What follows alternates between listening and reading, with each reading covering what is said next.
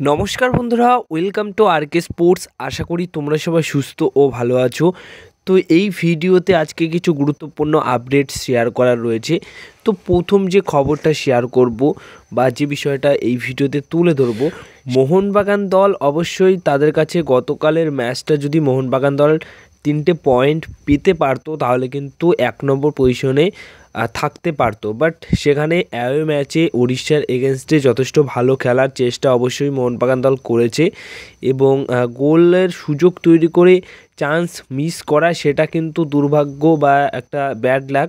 But ডিফেন্সটাকেও যথেষ্ট শক্তিশালী বলে মনে হয়েছে গতকালের ম্যাচে।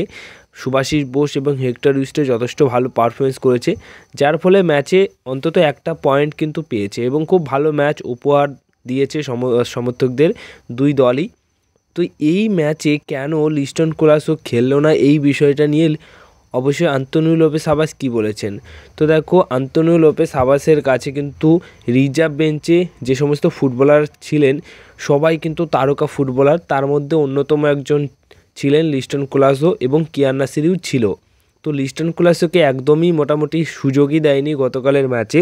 তো এটার কারণ কি? তো কারণটা যেটা বলেছে সেটা হচ্ছে আমাদের যেহেতু খুব তাড়াতাড়ি কিছুদিন বাদে বাদে ম্যাচ খেলতে হচ্ছে, আর প্রত্যেকটা ম্যাচই খুবই গুরুত্বপূর্ণ ম্যাচ, তাই এক একটা ম্যাচে এক একটা প্লেয়ারকে সুযোগ দিয়ে খেলাতে হচ্ছে, অন্যান্য ম্যাচে আরও একটা প্লেয়ারকে সুযোগ দিচ্ছি। তো সেই অনুযায়ী একটা ম্যাচ যদি এই প্লেয়ার খেলে অন্য একটা ম্যাচ অন্য প্লেয়ার খেলবে, এতে করে আমাদের দলের যে ফিটনেস লেভেলটা সেটা সব কিছু ঠিকঠাক থাকছে এবং চোটের আশঙ্কা বা চোটের যে সংখ্যাটা বাড়ছিল সেটা খুব কম হচ্ছে। তো এর জন্যই আমার প্রয়োজন বোধ মনে হয়নি লিস্টন কোলাসোকে উড়িষ্যা ম্যাচে নামানো। তাই উড়িষ্যা ম্যাচে যারা আর কি প্রথম থেকেই খেলছিল তারা খুব ভালো পারফরমেন্স করছিল এবং যেহেতু ফরমেশনে পরিবর্তন করতে হতো তাই আমি সেই জিনিসটা করতে চাইনি, এর জন্যই লিস্টন কোলাসোকে নামায়নি। কিন্তু আগামী ম্যাচে প্রথম থেকেই লিস্টন কোলাসো খেলবে। তো এরকমই কথা বলেন লিস্টন কোলাসোর এই বিষয়টা নিয়ে কোচ আন্তোনিও লোপেস আবাস। তো একটা জিনিস ঠিক যে হ্যাঁ, কোচ আন্তোনিও লোপেস আবাস কিন্তু একটা ম্যাচে যদি লিস্টনকে খেলায় তাহলে অন্য ম্যাচে লিস্টনকে বসিয়ে মানবীরকে সুযোগ দেয়, এরকমভাবে কিন্তু খেলাচ্ছে। সেটা সব প্লেয়ারের ক্ষেত্রেই হচ্ছে মোটামুটি। থাপা যেহেতু আজকে প্রথম থেকে মানে গতকালের ম্যাচে প্রথম থেকে শুরু করেনি, সেখানে সাল শুরু করেছে, হয়তো নেক্সট ম্যাচে আমরা সালকে বসে থাকতে দেখতে পারবো, সেখানে থাপাকে শুরু করতে দেখতে পারবো। তো সেই রকমই মোটামুটি সাজিয়ে বা ফরমেশনটাকে মেনটেন করে প্লেয়ারদের এইভাবেই কিন্তু খেলাচ্ছে, আর এতে করে কিন্তু চোটের সংখ্যা খুব কম হচ্ছে, আর যারা প্রথম প্লেইং ইলেভেনে খেলছে তারা কিন্তু খুব ভালোই খেলছে। এবার যে বিষয়টা বলবো সেটা হচ্ছে ম্যাচটা নিয়ে সবশেষে কী বলেছেন কোচ আন্তোনিও লোপেস আবাস।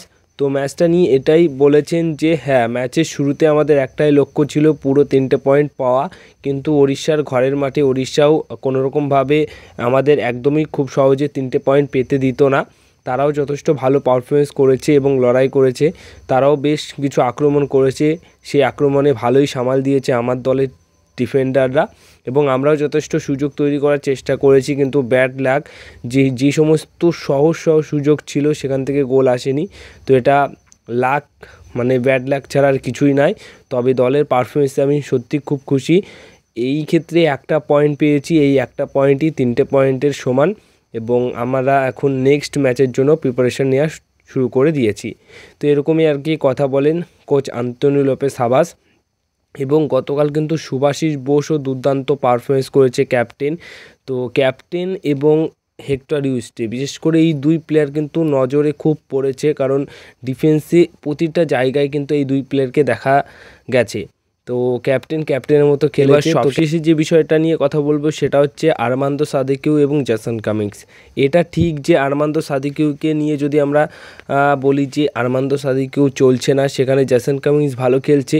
আবার জেসন কামিংসকে নিয়ে যদি বলি যে জেসন কামিংস এই ম্যাচে ভালো খেলতে পারছে না, এই ম্যাচে চলছে না বা ভালো খেলতেই পারছে না, সেখানে কিন্তু আর্মান্দো সাদিকিউ আবার ভালো খেলে দিচ্ছে। তো মোটামুটি কোনো কিছু ঠিকঠাক হচ্ছে না। একটা ম্যাচে যদি আর্মান্দো সাদিকিউ গোল করে তো সেই ম্যাচে আবার জেসন কামিংস গোল করতে পারছে না এবং একদমই খারাপ খেলে।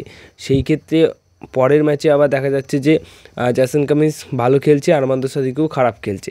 তো সব মিলিয়ে মোহনবাগান দলের আক্রমণ ভাগে এই দুই স্ট্রাইকার কিন্তু একদমই অফ ফর্ম, পুরোপুরি জঘন্য। কোনোরকমভাবেই ভালো পারফরমেন্স তাদের কাছ থেকে আশা করা যায় না এবং হচ্ছেও না। সেই আশাটাও মোটামুটি সমর্থকরা এখন কিন্তু করাটাই ছেড়ে দিয়েছে। এখন একটা বিষয় যদি ঠিকঠাক করে সিদ্ধান্ত নেয় সেটা কি, সেটা হচ্ছে এই দুইজনের মধ্যে যে কোনো একজনকে আনরেজিস্টার করিয়ে হুগো বোমসকে রেজিস্টার করানো হোক। আর হুগো বোমস যদি আবার মোহনবাগান দলের হয়ে এই সিজনে খেলতে শুরু করে তাহলে কি হবে, অ্যাটাকিং মিডফিল্ড পজিশনে হুগো বোমস, জনি কাউকো এরা তো খেলছেই, ওই জায়গাটাতে তারা খেলার পাশাপাশি দিমিত্রি পেট্রাসের যে পজিশন সেই পজিশনটা কিন্তু চেঞ্জ করে একদম বক্স স্ট্রাইকার হিসেবে তাকে খেলানোই ভালো হবে। কারণ দিমিত্রি পেট্রাস যখন আর্মান্দো সাদিকিউ, জ্যাসন কামিন্স ছিল না তখন কিন্তু প্রচুর গোল করেছে একাই স্ট্রাইকার হিসেবে। তো স্ট্রাইকার পজিশনে তিনি তো অনেক দিন ধরেই মোটামুটি ইন্ডিয়ার মাটিতে তো খেলছেন, তো সেই ক্ষেত্রে পরীক্ষিত প্লেয়ার, তো তাকেই যদি বক্স স্ট্রাইকার হিসেবে ইউজ করে সেটা কিন্তু খুব ভালো হবে। আর আর্মান্দো সাদিকিউ এবং জ্যাসন কামিন্সের মধ্যে যে কোনো একজনকে আনরেজিস্টার করিয়ে হুগো বোমসকে আবার ফিরিয়ে নিয়ে আসলেই কিন্তু আবার দল হয়তো আক্রমণ ভাগে আরও সেট হয়ে যাবে। তো এই জিনিসটা করলে খুবই ভালো হবে, বাট এটা দেখা যাক শেষ অবধি কবে হয়। কিন্তু এই সিদ্ধান্তটা হয়তো এমন হতে পারে যে নিয়েও নিতে পারে খুব তাড়াতাড়ি, কারণ সামনের দিকে কিন্তু অনেক কঠিন ম্যাচ আসছে।